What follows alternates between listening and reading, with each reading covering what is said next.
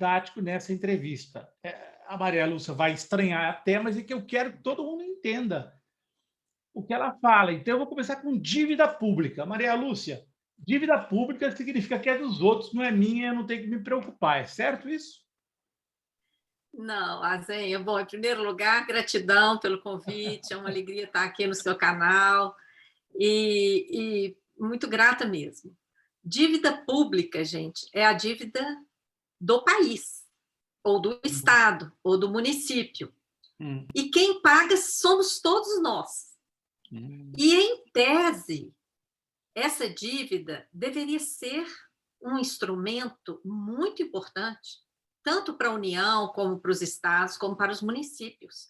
A dívida deveria funcionar como um instrumento de financiamento, um instrumento para possibilitar que o Estado, em qualquer esfera, acessasse mais recursos para investir no nosso desenvolvimento socioeconômico, para garantir emprego e vida digna para todas as pessoas, para garantir acesso a todos os serviços de forma ampla, universal, como manda a Constituição. Então, em tese, seria isso, Azenha, mas o problema surge quando a gente começa a investigar, né?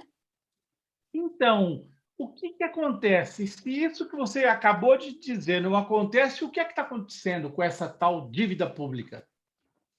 Sim, Azen, nós começamos a investigar esse tema da dívida pública há 20 anos.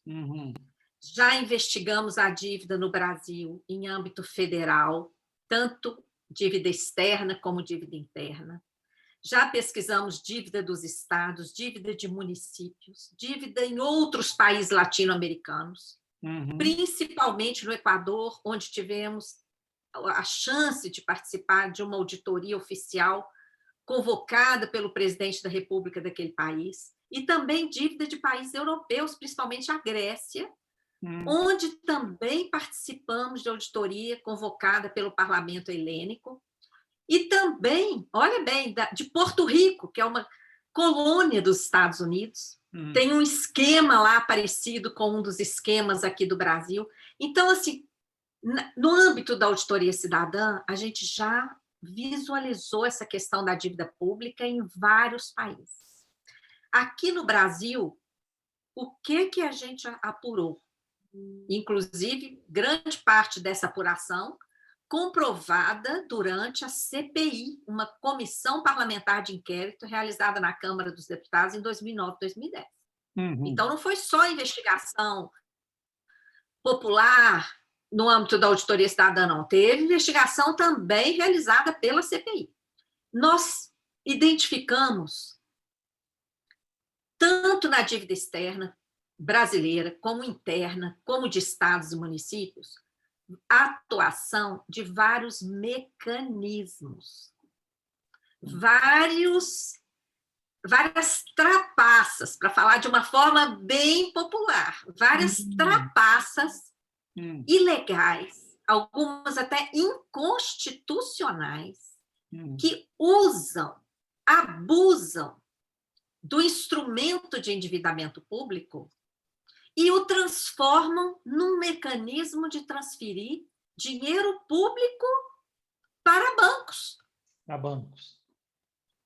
Principalmente para bancos. Por exemplo, eu vou dar um exemplo de cada ente federado desses, tá? Para ficar bem ilustrativa aí a entrevista, como você falou inicialmente que deseja. No âmbito dos municípios, nós investigamos a dívida do maior município da América Latina, que é o município de São Paulo. A dívida do município de São Paulo nasce de uma forma comprovadamente fraudulenta. Muitos dos que estão nos ouvindo já devem ter ouvido falar de um esquema que atuou na época em que o Maluf era prefeito, o Pita era secretário de Fazenda, e os bancos é que criaram um mecanismo, tá? Isso foi provado numa CPI da Câmara Municipal de São Paulo, da Assembleia Legislativa de São Paulo, CPI do Senado e Nada aconteceu. Foi provado em todas essas CPIs que foi um esquema armado por bancos, corretoras, distribuidoras, que armavam um mecanismo de emitir, naquela época, o município ainda poderia emitir título de sua própria dívida, título público. Os municípios emitiam dívida baseados numa lista de precatórios falsos. Precatórios são obrigações financeiras que surgem a partir de decisões judiciais. O juiz manda pagar. Então, aquilo não está previsto no orçamento. Então, naquela época, os municípios e estados eram autorizados a emitir título para pagar aquela dívida surgida de uma decisão judicial. Vamos dizer, uma indenização, porque a rodovia passou aqui na minha fazenda e aí o Estado tem que me pagar. É isso? Isso. Vai somando isso.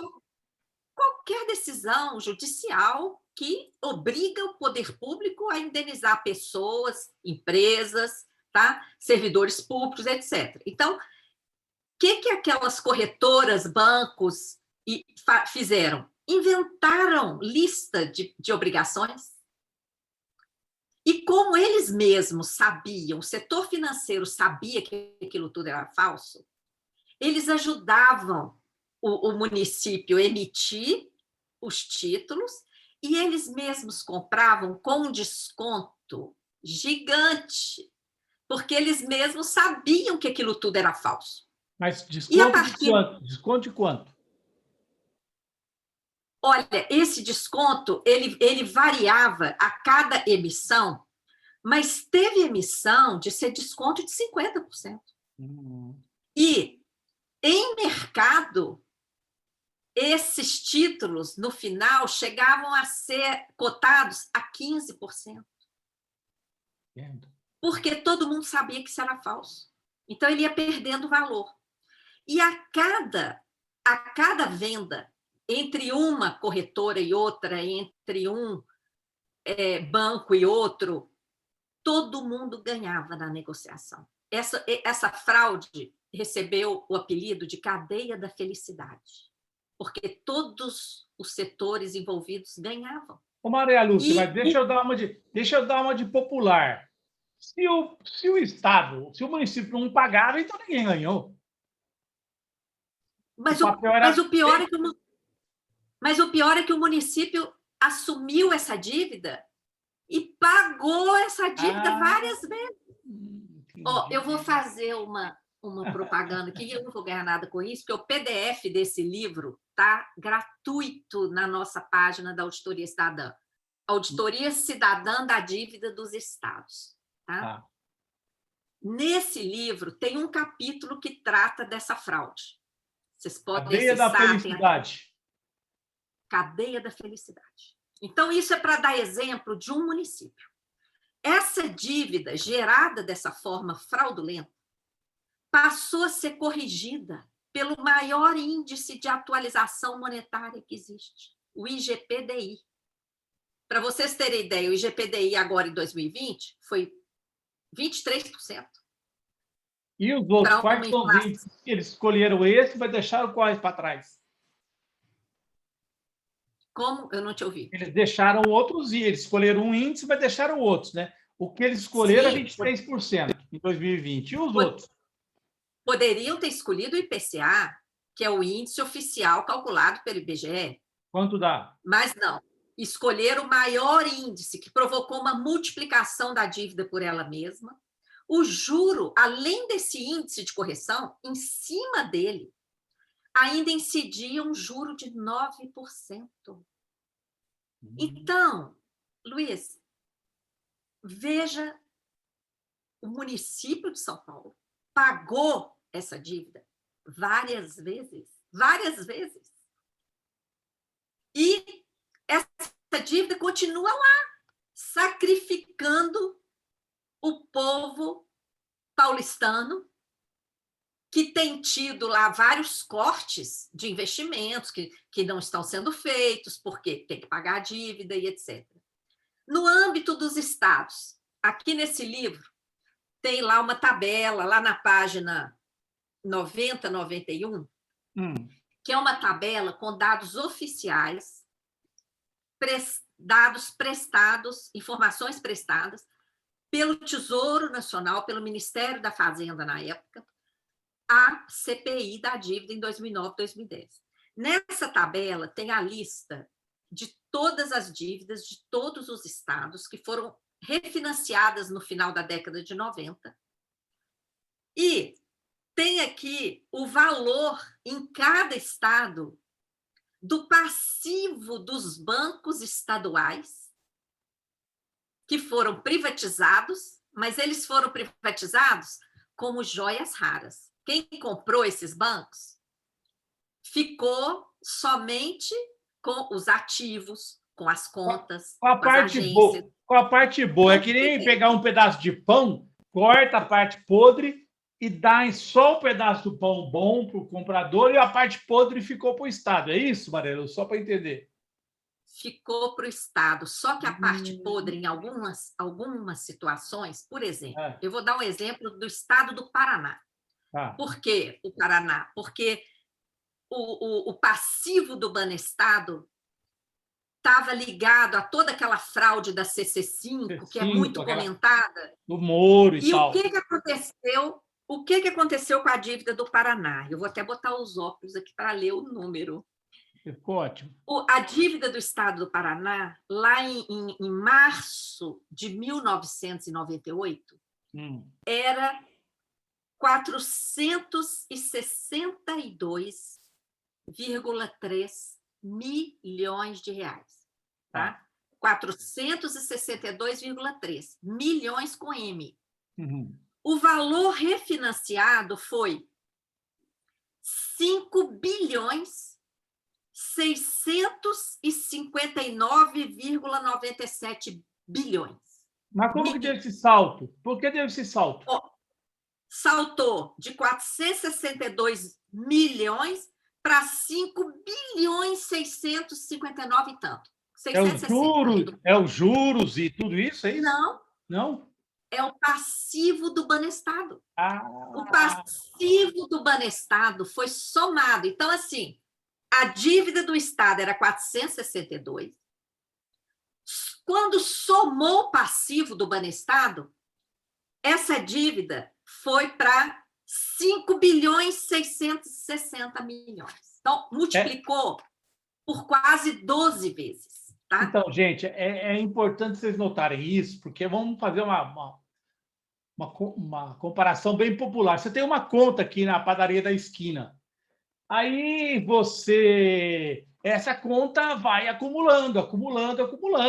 E aí, como você não paga, o dono da padaria fica enfiando lá os juros, a correção que ele quiser, e isso vai tomando Só que não é, isso é o Estado brasileiro, é o dinheiro que deveria ir para a saúde, para a educação, não é, Mariela? Estou errando aí? É isso, né? Não, está certíssimo, é isso mesmo. O dinheiro que está indo para pagar isso, que não é dívida. Porque, veja bem, como eu falei no início, a dívida seria um instrumento de financiamento. Essa fraude feita no município de São Paulo, que eu citei, o que o município recebeu de dinheiro? Nada. Zero, ele refinanciou e continuou pagando várias vezes a mesma dívida. Exatamente, sem ter recebido nada, porque era tudo fraude. Essa dívida aqui do Estado, e em todos os estados aconteceu isso, tá? Em proporções distintas, mas em todos aconteceu. No estado de Pernambuco, por exemplo, foi mais grave ainda do que isso, a proporção, em outros foi um pouco menos, mas assim, em todos aconteceu o mesmo esquema. Esse passivo dos bancos, gente, quem é que devia para o banco? Não era o Estado. Lá em Alagoas, o nosso núcleo da auditoria investigou quem devia para o Produban, que era o Banco do Estado de Alagoas, eram os usineiros. Os mais ricos do Estado e os que comandam a política do Estado. O que aconteceu? A dívida deles foi perdoada e aquilo tudo virou dívida do Estado de Alagoas. Entendeu? Então, Maria Lúcia, diga uma coisa. Foi o Fernando Henrique, do governo dele, que obrigou os estados a venderem, a privatizarem os bancos, nesse esquema, né? Você vende a parte boa, a parte podre enfia aqui, fica fica para o público pagar, assumir, é isso, né? Sim, isso aí foi um esquema, Azenha, preparatório para isso que nós chegamos agora de independência do Banco Central e aniquilamento total de possibilidade de política monetária pública, consciente, nacional. Tá? A política monetária entregue aos bancos. Então, naquela época, cada estado tinha seu banco estadual e tinha a possibilidade de fazer uma política monetária local, de fazer um empréstimo a juro baixinho para um investimento que queria incentivar, para gerar emprego, para levar o desenvolvimento para uma determinada região que estava abandonada, para levar energia, água, infraestrutura. Então, o Banco Estadual ele tinha uma função importantíssima. Tá? Então, essa privatização ela tirou essa possibilidade de uma política monetária local, com juro mais baixo, e deixou a política monetária concentrada totalmente no Banco Central. E o Banco Central, nós sabemos, sempre dominados por grandes banqueiros. E agora, então, com o projeto que foi votado no início desse ano no Congresso, foi entregue de vez, né? Mas espera aí, que nós estamos andando muito rápido. Tá. Bom, auditoria, gente, é chegar aqui na minha casa, pegar meus papéis e olhar nos papéis para ver se tem essa dívida fake, entendeu? É isso que é auditoria, né? Porque vocês vão depois consultar o site da Auditoria Cidadã, onde tem muito documento, etc. E tal. É isso que é fazer uma auditoria, levantar se essa dívida é verdadeira ou não. E aí, esses bancos, que a parte boa foi privatizada e a parte ruim, e eu queria saber que bancos são esses? Quais são os bancos que se beneficiam deste negócio no Brasil, antes de chegar à independência do Banco Central? Sim, olha, são principalmente os grandes bancos privados, tanto nacionais como internacionais. Tá? Por quê? São os que atuam como dealers. Olha só, é uma palavra em inglês, mas está assim na página do Banco Central. São os dealers, são eles que participam dos leilões, dos títulos da dívida. Quando o Tesouro Nacional emite, como é que funciona a emissão de título da dívida interna? O Tesouro Nacional emite, o Banco Central leiloa. Quando o Banco Central leiloa, quem pode comprar esses títulos em primeira mão é um grupo seleto de 12 bancos. A cada 6 meses sai lá uma portaria. Mas me diga alguns aí, me dá o nome de alguns.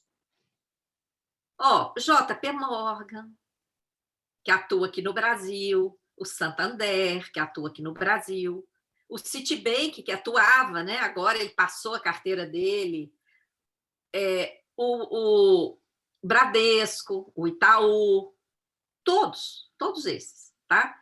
E tem interessante que tem uma corretora de São Paulo que sempre participa, tá? Renascença. Ela está em todas. Ela está sempre lá também. Então, esse grupo seleto de dealers é que manda no jogo. Não é à toa que lá no jogo do pôquer, o dealer é o que dá as cartas e que manda no jogo. É igual.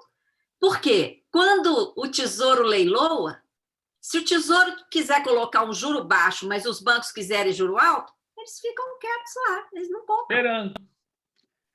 Os juros são eles que acabam determinando. Eles é que determinam. Fazem que nem eu aqui, ó. Esperando.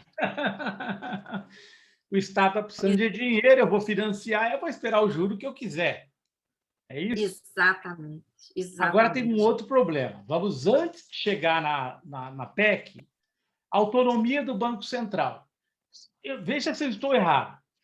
O que aconteceu lá no Fernando Henrique? Vende os bancos estaduais, acaba com essa brincadeira do governador poder financiar a distribuição de alimentos da merenda numa região do estado que ele passa, federaliza isso. Quer dizer, isso desapareceu do ponto de vista do Estado. Aí, quando vamos para a autonomia do Banco Central, significa que o Banco Central herdou esse poder dos governadores, né? Do ponto de vista político, sem ter nenhum voto, o presidente do Banco Central e seus conselheiros exercem um poder que antes era do voto popular dos governadores. Estou errado? Não, está certíssimo. E, inclusive, o voto de presidente da República. Porque nas próximas eleições, presidente nenhum poderá fazer promessa de, por exemplo, praticar juro de mercado que possibilite o desenvolvimento no Brasil. Porque quando você faz juro de mercado elevadíssimo, como aqui no Brasil, agora, por exemplo, a Selic está 2%. Selic é a taxa básica de juros, está em 2%. Mas se você olhar aí no seu aplicativo, cheque especial, é de 120% ao ano para cima. A Selic está 2%, mas no cheque especial é acima de 120%. Se você cair na besteira de atrasar e começar a refinanciar o seu cartão de crédito, o juro é no mínimo 250% ao ano. Ô Luiz, quando a gente fala isso em eventos internacionais, ninguém acredita. Aliás, as pessoas costumam me interromper quando eu falo isso. Fala, corrige aí, a senhora deve ter se enganado. A senhora falou esse número está errado, errou o PowerPoint. É que nem o Dallagnol, errou o PowerPoint, refaz aí. As pessoas falam, olha, isso não é possível, a senhora deve ter se enganado. Eu falo, não. E isso é agora que a Selic está 2%. Quando a Selic estava 14,5%, 14,25%, quando o Banco Central fabricou a crise ali em 2014, 15, 16, a taxa de juro no cartão de crédito era acima de 400% ao ano. Olha, ninguém acredita. Por que ninguém acredita? Porque isso é suicídio. Isso quebra a economia. As pessoas não conseguem consumir, não tendo consumo, a demanda fica atrapalhada, a indústria quebra, e é o que está acontecendo, é o ciclo vicioso que joga tudo para baixo. E foi o que aconteceu aqui no Brasil a partir de 2014 com essa política suicida, né? Então, ao tornar o Banco Central independente, não só foi entregue a política de juros, como foi entregue toda a política de câmbio, foi entregue a administração das nossas reservas, que nós temos quase 2 trilhões de reais. Ao converter os 350 bilhões de dólares lá em reais, cerca de 2 trilhões de reais em reservas foi entregue, e a possibilidade do Banco Central continuar com essa política monetária suicida que é praticada aqui no Brasil, que um dos mecanismos dela gera dívida na esfera federal, atualmente quase 2 trilhões de reais da dívida federal decorre desse mecanismo, sem contar a incidência de juros. Tá? Isso é bom falar, porque eu já tinha falado de uma fraude de uma dívida municipal, de uma dívida estadual, que é o socorro aos bancos lá, que transferiu o passivo dos bancos para a dívida. Em âmbito federal, eu daria esse exemplo, o exemplo de um mecanismo que nós chamamos Como é que é esse mecanismo? Tá, esse mecanismo, eu posso até te enviar uma figurinha. Bom, Maria Lúcia vai explicar o que é o Bolsa Banqueiro, gente, agora. Sim. Bolsa Banqueiro é esse esquema que está representado aí nesse diagrama, tá? Esse diagrama mostra o quê? Todos nós, pessoas físicas, empresas, governo, colocamos nosso dinheiro nos bancos, correto? Certo. quase todo mundo no Brasil hoje tem conta bancária, as empresas são obrigadas a ter, os órgãos governamentais também. Então, esse dinheiro fica lá nos bancos. Desse dinheiro que está nos bancos, os bancos são obrigados a separar um pedacinho, que é o depósito compulsório. É um pedaço que eles não podem emprestar, que eles são obrigados a deixar reservado para dar uma garantia ao sistema. Tá? Certo. O resto é o que a gente chama de sobra de caixa, como está desenhado aí, sobra de caixa. Essa sobra de caixa deveria retornar para a sociedade, porque é dinheiro da sociedade, é dinheiro de todos nós que está depositado lá nos bancos. Uhum. Como que ele deveria retornar à sociedade? Com empréstimo a juro baixo. Porque quando a empresa tem acesso a juro baixo, ela investe. Olha aí, Azenha, você no seu negócio aí, no seu jornal, se você tiver acesso a juro baixo, você não vai trocar um equipamento? Você não vai contratar uma pessoa? Um monte de gente. Com certeza. Então, todo mundo faria isso, né? E aí, abre mais possibilidades de emprego, de renda para as pessoas. As pessoas tendo emprego e renda, elas vão consumir mais, elas vão, por sua vez, adquirir mais livros para os seus filhos, vão contratar um curso a mais para eles, não é mesmo? Então, sim, tudo melhora, não é? Quando o dinheiro circula na economia. Mas aqui no Brasil, o que os bancos fazem? Eles pegam essa sobra de caixa e depositam no Banco Central. Recebendo juros. Gerando uma escassez de moeda para a economia, porque quando as empresas, as pessoas procuram um empréstimo, o banco exige juro exorbitante, porque ele prefere deixar o dinheiro dele lá no Banco Central e ganhar o juro diário. Agora, não tem previsão legal para essa remuneração, essa bolsa banqueiro. Como é que o Banco Central tem feito? Ele tem entregue títulos da dívida pública para os bancos. Porque, à medida em que os bancos estão com os títulos, eles merecem receber o juro daquele título. Agora, não é venda de título, porque se fosse venda, o banco teria que esperar lá o prazo de vencimento do título. Para receber o juro. E o Banco Central poderia... para receber o juro. E o Banco Central poderia destinar esse dinheiro para qualquer finalidade. Porque quando você pega o empréstimo, é assim. Você pega o empréstimo, você recebe o dinheiro e você vai fazer o que você quiser com o dinheiro e vai devolver aquele dinheiro só lá na frente, na data do vencimento, não é assim? Nesse caso, não é isso que acontece. O título da dívida pode ficar na mão do banco um dia. Pode ficar na mão dos bancos quantos dias o banco quiser. E o Banco Central não pode fazer nada com esse dinheiro. Esse dinheiro tem que ficar disponível para ser devolvido para os bancos na hora que os bancos quiserem. E, enquanto isso, o Banco Central paga juro diário aos bancos. Essa operação chegou...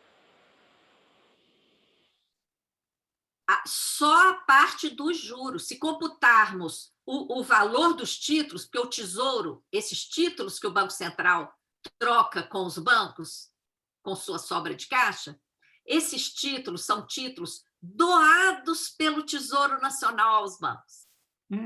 O Tesouro doa títulos aos bancos e paga juros. Desculpa, o Tesouro doa títulos ao Banco Central e paga juros ao Banco Central sobre esses títulos que ele doa. E o Banco Central usa esses títulos para remunerar a sobra de caixa dos bancos, gerando uma escassez de moeda, elevando o juro de mercado, aumentando a dívida pública, quase 2 trilhões da dívida agora, como eu falei, são títulos doados ao Banco Central para isso. E colocando o gasto com juro, foram quase 3 trilhões nos últimos 10 anos. Quase 3 Só com trilhões. esse mecanismo. Sim. Quer dizer, é uma imensa tubulação tirando dinheiro do brasileiro do bolso, indo lá na carteira, enquanto você está na padaria comprando um pão, eles tiram dinheiro da sua carteira, você não percebe, e esse dinheiro é transferido para o Bradesco, Santander, Morgan, etc. e tal, nesse mecanismo. Devia ter uma série do Netflix chamada Mecanismo só para explicar isso, porque eu estou quase pegando a arma que eu não tenho aqui para dar um tiro nisso aqui, porque isso aqui é realmente uma picaretagem da grossa, Bolsa Banqueiro. Uma Impressionante. bolsa banqueira. E essa operação aí, Azen, foi responsável pela crise de 2014. Porque o que aconteceu naquela época? O Banco Central foi elevando a taxa Selic. A taxa Selic, gente, chegou a 14,25% ao ano. E ficou nesse patamar exagerado mais de um ano seguido. Demorou, foi ficando, né? Em 10, 11, 12, 13, 14, foi subindo, já estava exagerado, e demorou para cair também. Foram quase 2 anos de taxa extorsiva. E nesse período, o Banco Central foi aceitando volume cada vez maior, que chegou a R$1 trilhão. O que significa isso? Na época, um volume de moeda equivalente a 20% do PIB. Agora, em 2020, chegou a 1 trilhão e 700 em setembro, viu, Azen? 24% do PIB. Nossa. Mas lá, em 2014, 15, 16, 20% do PIB. Um volume de 1 trilhão esterilizado no Banco Central. Com a Selic a 14,25, o que aconteceu com a taxa de juros de mercado? Ela foi a 200. Cartão de crédito foi 400 e tanto. Isso é que provocou quebra de milhares e milhares de empresas. Levou o desemprego ao recorde em 2015. Além disso, o por Banco isso Central... que o presidente do Banco do Brasil era Tombini, era o cara do tombo. Não é isso? Exatamente. O Tombini que deu o tombo. Tombo da Dilma. Foi um tombo e deu tombo da Dilma também, O porque tombo da Dilma. Com a economia em declínio, é claro que isso aí facilitou o golpe de Estado, né, que foi dado aí. Agora, gente, estou falando Tombini de fato. Tombini, na época, foi indicado o presidente do Banco Central, não é um trocadilho meu. Agora, uma coisa muito importante, como você explicou para a gente, é a questão da taxa de juros, né? O povo só ouve o Bonner falar no Jornal Nacional. Hoje a taxa de juros, parece que alguma coisa se mexeu lá que não tem pessoas por trás disso. Quem é que define a taxa de juros no Brasil? Quem são essas pessoas que parece que não têm rosto? É um cara do sindicato dos metalúrgicos, outro dos sindicatos bancários, outro enfim, empresário, a mulher, a dona do Magazine Luiza. Quem é que fica ali decidindo isso? Não, quem decide são os bancos mesmo, tá? São os bancos que decidem. Por quê? Eles decidem a Selic, tá? Eles participam de reuniões antes da reunião do Copom. O Copom é formado pelos diretores do Banco Central. Sim. Antes do Copom definir a taxa Selic, tem uma reunião. E os bancos é que são chamados para essa reunião. Tanto é que basta comparar a projeção que eles fazem no relatório deles lá, da tendência, do Focus, etc., é sempre idêntico ao que vem.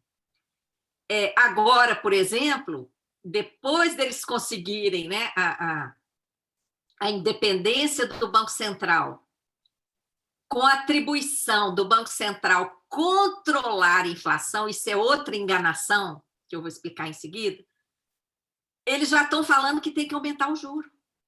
Quer dizer, aumentar... Já saiu a notícia.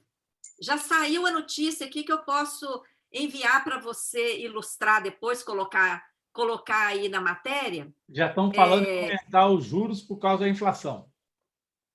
Já estão falando que precisa aumentar. Aqui, ó, juros futuros têm forte alta, tá? Para regular a inflação, para regular a DI e tudo mais. Mentira. Veja bem, o que provoca inflação no Brasil? Agora, nós estamos vendo aí esse clamor para baixar o valor do gás de cozinha. Os pobres estão cozinhando com lenha outra vez, correndo risco de incêndio, de intoxicação, essa coisa toda. Gasolina, preço absurdo. Diesel, absurdo, com ameaça, inclusive, de greve de caminhoneiros. Tudo em dólar. Preço de energia aumentando. Preço de alimentos explodindo. Eu pergunto a você, Azen, o Banco Central tem algum poder sobre o preço de combustíveis que é definido lá pela política de paridade à importação da Petrobras? Sim, PPI? Sim, a PPI. O Banco Central apita alguma coisa nisso? Não, de forma alguma. É uma política que o Temer adotou, que é de paridade com o preço do dólar. Quer dizer, o brasileiro recebe o salário mínimo dele em real, só que a gasolina que ele paga na bomba é em dólar. Em dólar e é calculada como se o Brasil estivesse importando 100% do petróleo. Exatamente, como se o Brasil não fosse um grande produtor e com capacidade de refino e de entregar essa gasolina na ponta a um preço muito mais baixo. Muito mais baixo, poderia estar quase a metade. Sim. E aí o seguinte, o Banco Central não apita aí, tá? E isso é que provoca inflação. O Banco Central não apita no preço da energia, nem da telefonia, nem do plano de saúde, nem dos alimentos. Tudo isso é que provoca inflação. Como é que o Banco Central vai controlar a inflação?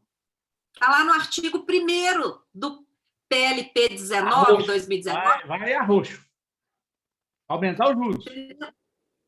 Ele usa isso aí para dizer que, para controlar a inflação, tem que tirar a moeda de circulação, que é aquele para dar a bolsa banqueira, ele tira a moeda de circulação.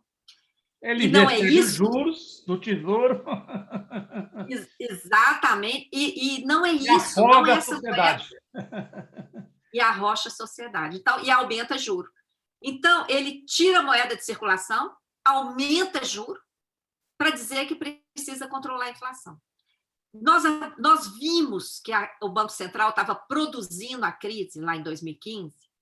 Eu cheguei a publicar um artigo que quem está aí ouvindo a nossa entrevista pode acessar. Ele está disponível na página da Auditoria Cidadã e ele foi publicado também na época pela Gazeta do Povo. Mas a Gazeta do Povo exige assinatura, então, se vocês não forem assinantes, dá para ler na página da Auditoria Cidadã. É um artigo publicado em janeiro de 2016. O Banco Central está suicidando o Brasil. Vou reproduzir embaixo dessa entrevista. Tá. Esse artigo, a gente explica a conjunção suicida desses dois mecanismos, de aumentar juro e tirar a moeda de circulação. Inclusive, esse termo suicídio, eu peguei do Thomas Piketty, porque ele fala que seria um suicídio o Banco Central não irrigar a economia de moeda e não baixar o juro em época de crise. E agora, em plena pandemia, ele fez isso de novo. O juro estava baixo, mas ele retirou 1 trilhão e 700 bilhões de circulação. E, de novo, julgou milhares e milhares de empresas na falência e agravou a crise em plena pandemia. Tá? Eu tenho mais 2 perguntas para fazer. Eu quero voltar à gestão do dinheiro acumulado que a Lula e a Dilma deixaram. Maria Lúcia, esse dinheiro, que está em quê? Em 300 e tantos, 400 bilhões de dólares, esse dinheiro, boa parte dele fica em juros, em papéis do Tesouro Americano, né? É o melhor negócio mesmo? E por que o Banco Central tem que controlar isso? Pois é, são as reservas internacionais que, em geral, os países acumulam reservas. Sim. Em decorrência do comércio exterior. Por exemplo, a China é o país que tem maior volume de títulos da dívida norte-americana. Por quê? Porque a China vende demais para os Estados Unidos e acumula reservas em dólares que ela investe em títulos da dívida americana. O acúmulo de reservas aqui no Brasil teve outra origem.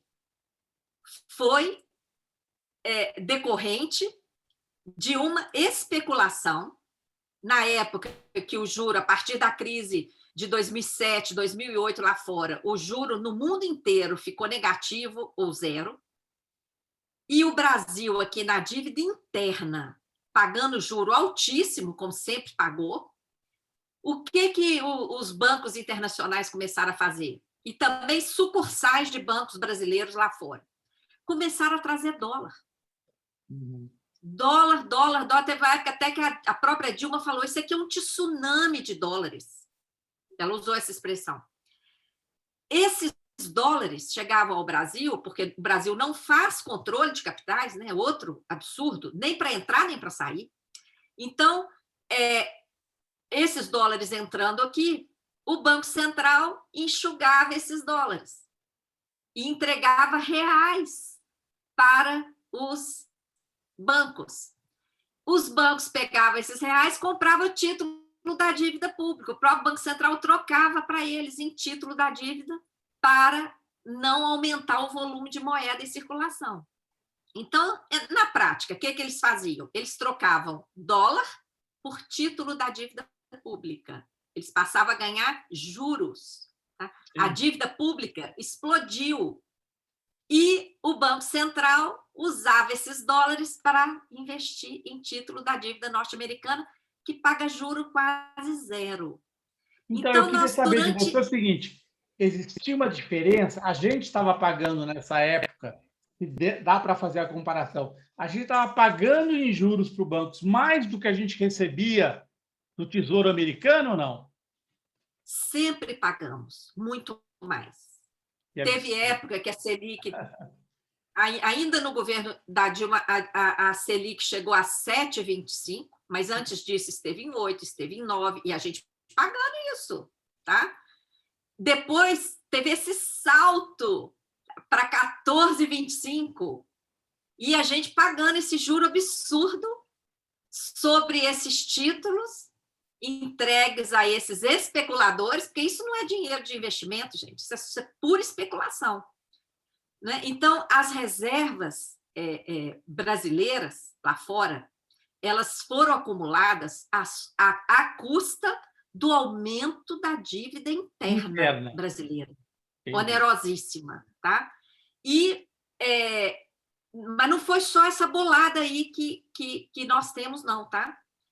Além desses 300, chegamos a 380 bilhões de dólares. No final de 2019, o Guedes torrou mais de 30 bilhões de dólares, porque os bancos queriam dólar, né? Ele torrou. E agora que o povo está aí morrendo em plena pandemia, não pode vender reserva, né? Intocável, tem que ficar lá reservada para os bancos. Nós temos também mantido há anos, desde os governos petistas, cerca de 1 trilhão na conta única do Tesouro. Chegamos agora a 1 trilhão e 400 bilhões. O que é essa tal de conta única do Tesouro? E por que precisa ter tanto dinheiro lá? Então, esse saldo na conta única do Tesouro, ele é acumulado de várias formas. Por exemplo, quando a crise estava sendo fabricada ali em 2014, 2015, no ano de 2015, nós chegamos a fazer uma tabela, que se você quiser também ilustrar em entrevista, Azen, eu te mando depois. É uma tabela em que nós colocamos todas as receitas públicas de um lado, as receitas de impostos, de contribuições, de taxas, de privatizações e de emissão de títulos, tá? Todas as receitas de um lado e todas as despesas do outro. Todas as despesas orçamentárias do outro, inclusive as despesas com a dívida. Quando a gente comparou, a gente viu que foram emitidos 480 bilhões de reais de títulos, a mais do que o necessário.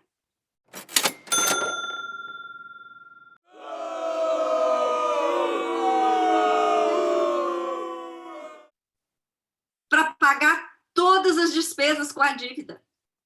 Então, a dívida lá naquele ano de 2015 consumiu grande parte das receitas primárias e correntes e consumiu grande parte das receitas financeiras, receitas decorrentes da emissão de novos títulos, e ainda sobrou 480 bilhões. O que é isso? Título emitido além do necessário. Isso é o mercado. Como a Selic estava 14,25, o mercado ficou lá. Eu quero comprar título. Emite título que eu quero comprar esse título que está pagando isso aí, que está pagando essa baba de dinheiro, 14,25%, e o Tesouro emitiu. Emitiu e ficou com o dinheiro em caixa, pagando juro para o mercado. Então, isso tudo fez parte da fabricação da crise, viu? Que a gente está preparando um livro, mas é tanta luta, Zenha, que eu não consigo terminar o livro. Então, isso aí, ó, quase meio trilhão. Além disso, dinheiro que não pôde ser gasto para cumprir antes as metas de superávit primário e depois o teto da emenda 95. Tá? Fica tudo acumulado nessa conta. Outra, essas dívidas que eu falei que os estados pagam para a União, o que os estados pagam para a União cai na conta única do Tesouro. Quer dizer, Maria Lúcia, o Brasil tem dinheiro, mas por causa dos bancos, o Brasil não gasta. Por exemplo, o Temporão, o ex-ministro da Saúde, José Gomes Temporão, falou: tem uma vacina brasileira, está precisando de 300 milhões para fazer a terceira fase. O governo federal diz que não tem, mas ele tem mais de 1 trilhão trilhão na conta única. Ele não tem 300 milhões para fazer a vacina do Covid brasileira. Para vocês verem os absurdos, né? Ela vai para o exterior, é por isso que o povo pira lá e fala que ela não está falando a verdade, porque parece um conto de fadas isso tudo. Olha, tem um artigo na página da auditoria bem recente, é desse ano. No início do ano, o Bolsonaro falou: o Brasil está quebrado, não tem dinheiro para nada, não foi? Não tem o que fazer. Então, aí a gente publicou um artigo, vocês podem, na busca lá do site, o Brasil não está quebrado e há muito o que fazer. Nesse artigo tem a fonte dos dados do que a gente tinha em dezembro de 2020. 1,289 trilhão no caixa, na conta única do Tesouro. Agora nós já temos 1,4 trilhão. Lá em dezembro tinha 1,289 trilhão. Mais 1,4 trilhão no caixa do Banco Central, remunerando a sobra de caixa dos bancos. E mais quase 2 trilhões em reservas, fazendo a conversão do dólar. Então, em dezembro, nós tínhamos quase 5 trilhões em caixa. Fora o que nós podemos cobrar, né, Zenha? Que temos que falar. O nosso modelo tributário é totalmente invertido. Nós poderíamos estar cobrando impostos sobre grandes fortunas, poderíamos estar cobrando impostos sobre os lucros distribuídos, por exemplo, pelos bancos aos sócios, não é? Aos grandes empresários. O Brasil é um dos poucos países do mundo que não taxa o chamado ganho de capital. Quer dizer, o que é o ganho de capital, gente? Você compra um papel qualquer e aí os juros desse papel que você comprou, no Brasil não são taxados os juros. Quer dizer, você fica sentadinho aqui, como eu estou, e só vendo o dinheiro entrar e não paga imposto em cima disso, não é isso?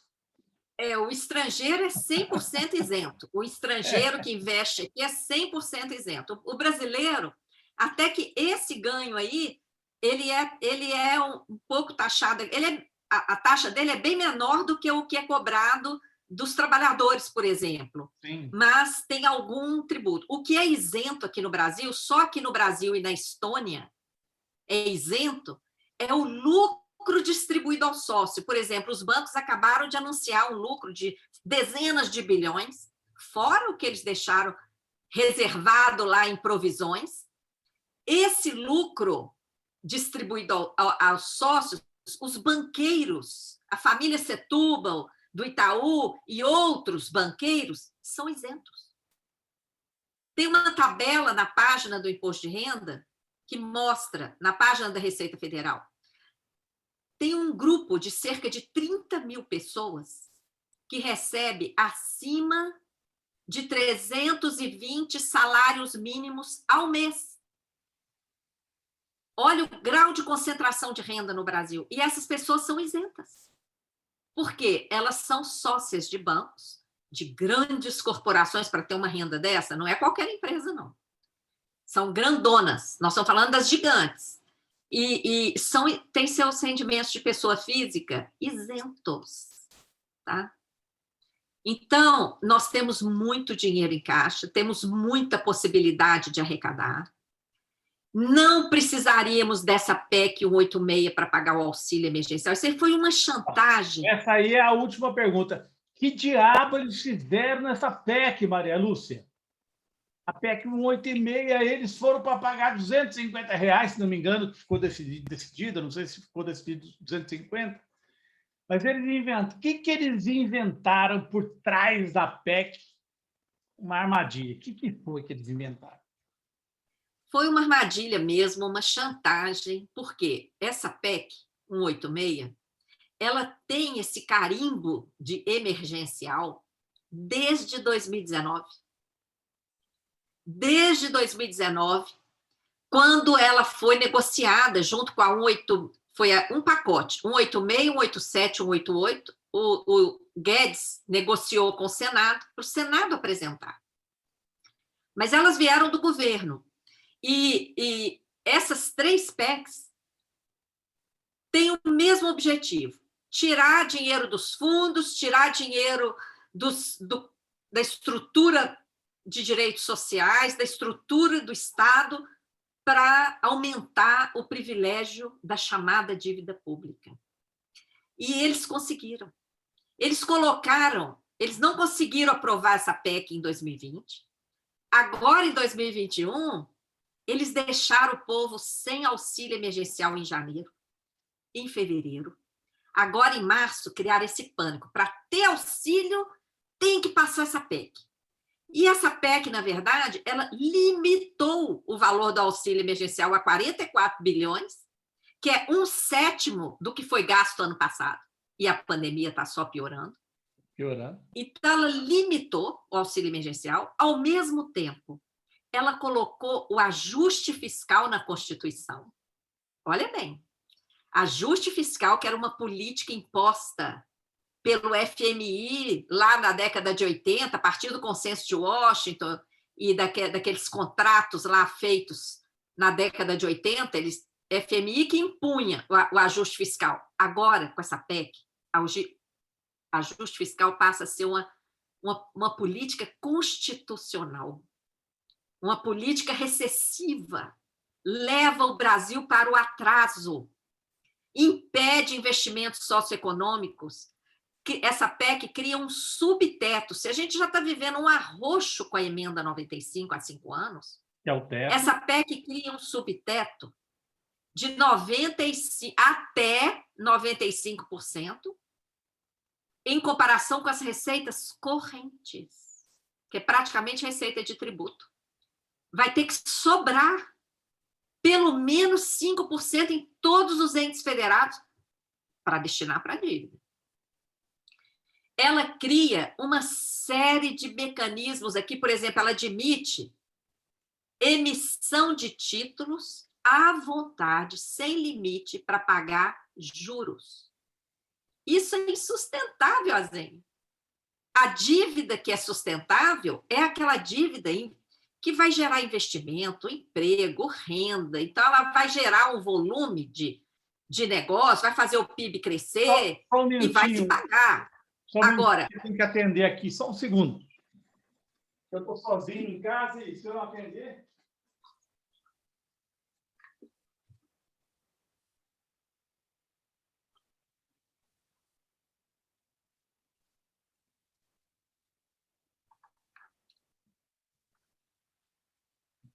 Desculpe.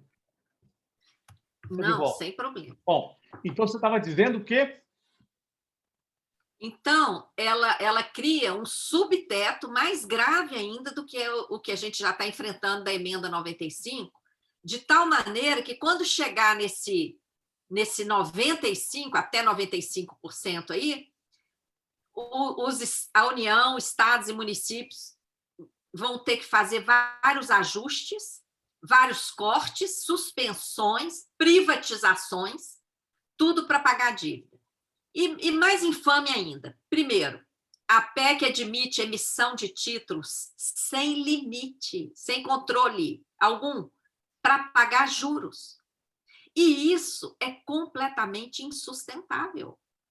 A dívida sustentável é aquela dívida... Ou não? Só o Tesouro é que pode emitir títulos ou a Prefeitura pode? Tá. O Tesouro Nacional. Ela admite que o governo federal, o Tesouro Nacional, emita título para pagar juros. Isso vai provocar um crescimento insustentável da dívida. Isso é uma figura jurídica que chama anatocismo. Você emite nova dívida, aquela dívida vira capital, e aquilo ali não tem investimento nenhum, aquilo ali já vaza para o juro. Só que aumenta a dívida. Em cima daquilo ali, vai incidir novos juros, que vai exigir cada vez emissão de títulos em escala exponencial. Isso é completamente insustentável. E o que a PEC faz? Obriga União, estados e municípios a garantir a sustentabilidade da dívida. É como você deixar uma pia com um ralo bem grande aberto e querer que a pia encha de água. Não vai encher.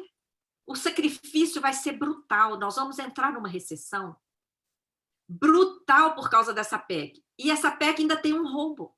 Sabe aquele 1,4 trilhão de dinheiro da conta única? Que poderia estar indo para o auxílio emergencial desde janeiro, que poderia estar indo para a saúde, para a educação, etc. A PEC rouba esse dinheiro, de novo, para a dívida. Então, gente, quando a gente fala em uma auditoria da dívida, nós estamos falando de uma coisa que a gente já viu, já investigou. Não é dívida para investimentos. O próprio Tribunal de Contas da União declarou ao Senado que a dívida não tem servido para investimentos no Brasil.